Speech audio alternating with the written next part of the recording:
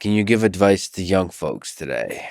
High school, college, thinking about how to make their own trajectory, how to make their own way through life that they can be proud of, either career or just love life or life. Yeah, well, not necessarily on careers, but I can give advice on the mating, Yes. and I think it's one of these things where we have requirements in for the courses that students have to take in high school, for example. And I think there should be a required course on relationships, on mating.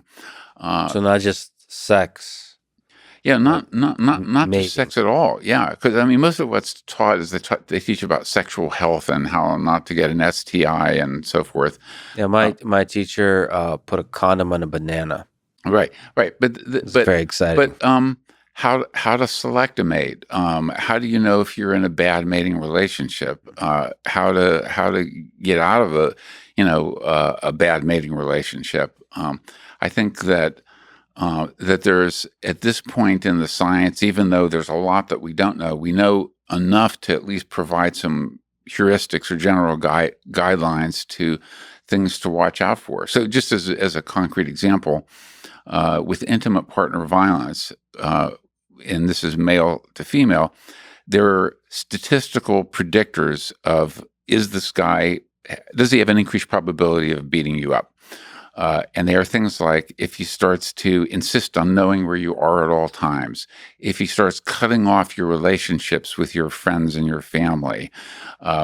So there are these kind of early warning signs, and I think women should know about those. Or even things like that women are most in danger of being killed by an ex during the first 3 to 6 months after they've broken up with him. That sometimes they think it's, the guy will say, "Oh, meet with me one last time, and then I won't bother you again."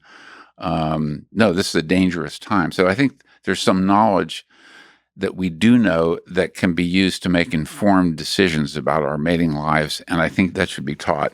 So consider that, like, take that the mating strategies, the mating life seriously. Yeah, absolutely. And because aside from a small number of people who are totally uninterested in any kind of mating or sexuality, and there are a small percentage that fall into that category, we all confront problems of mating. How do there's that called the mathematical model, like secretary problem, marriage problem. I don't know if you're familiar, but Yeah. basically you have it's a silly, perhaps not.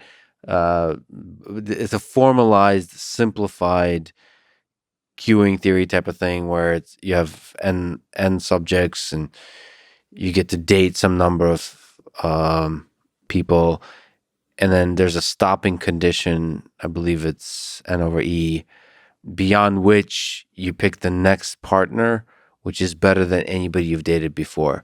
So let's not overemphasize that idea, but if I were to psychologize it, I would say that some exploration is good, some dating is good, but at a certain point you pick somebody, given the set of people you've explored, you pick somebody who is pretty desirable within that group. Yeah. But I would add that what you also want to do is you want to mate with someone who's equivalent in mate value, or has, even what's more difficult is has a likely equivalent future mate value trajectory, because nothing remains static. Yes, that's beautiful.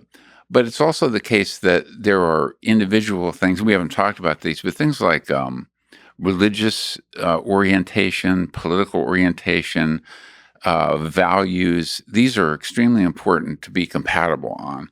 And so you do have cases of, let's say, a Democrat marrying a Republican, and that sometimes works, but you're going to get into a lot of conflict, other things being equal, or someone who's deeply religious versus someone who is not at all religious. That's going to be a problem. Or someone who's of a different religious faith. And so compatibility on those things, compatibility also on personality dimensions. I think there's some main effects. Like, so I would recommend avoiding that dimension we talked about of emotional instability, because if you sign up for that, you at least should know you're going to be in for a lot of conflict. It may be exciting at times, but there's going to be a lot of ups and downs. Know what you sign up for. What about how much to date? So there's a culture. I'm speaking soon to a founder and longtime ex CEO of Tinder. So there's that culture of digitalized dating, of swipe right, swipe left. Uh, is it positive, negative? How much should you date? Yeah, What's the number? And also, what number of sexual partners should you? What's optimal? yeah. Asking for a friend. I don't know if there's a single optimum I there. Um, was hoping you there know, was. I think Is that, it is it single digits or double digits? I need answers. well, I don't know. I get some of my wisdom from lyrics from Songs. songs. So Me too.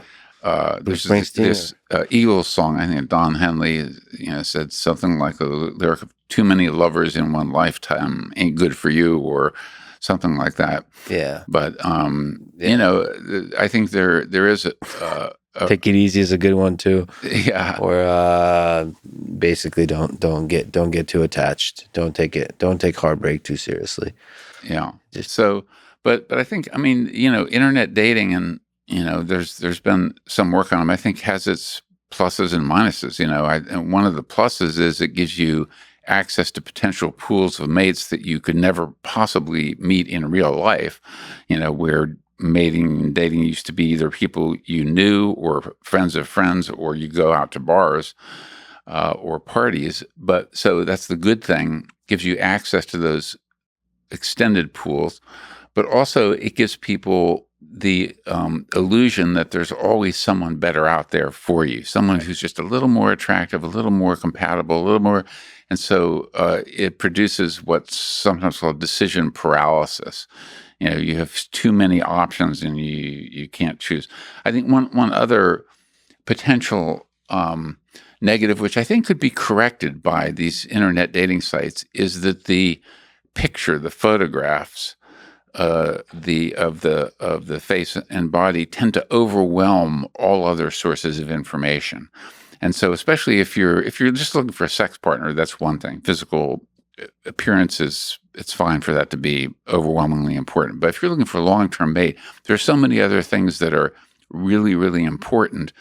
And so, but people tend to be swamped by the visual input, which is natural because that's where we're evolved to respond to visual input. We're not evolved to respond to words, like, oh, I like to go fishing or something like that. So if there's some way for these sites to, in long-term mating, for these other characteristics to be made more salient in people's information processing, I think that would be a valuable improvement. Yeah, because even forget long term beauty, even sex appeal is is like even the word appearance. It feels like to me people that are super sexy in real life are a lot more than their picture. Yeah, yeah. Like They're it's actually surprising. Like they come to life in different ways. Yes. It could be either submissiveness as shyness or extravagant wit and humor, or like super confident or like whatever they are, whatever the weirdness that they are comes through immediately. So when people say, well, which is the case of the of sort of proponents of dating apps, it's like, well, when you meet somebody at a bar, you're getting the same experience as you do on a dating site. You have very little information. All you get is appearance. But I don't think appearance on the screen is the same as appearance in real life, Yeah. especially with people that for some reason you find super sexy. Because and again, the objectification that we mentioned earlier is the it over optimizes for people who are good at taking pictures of themselves. Like they're representing themselves inaccurately.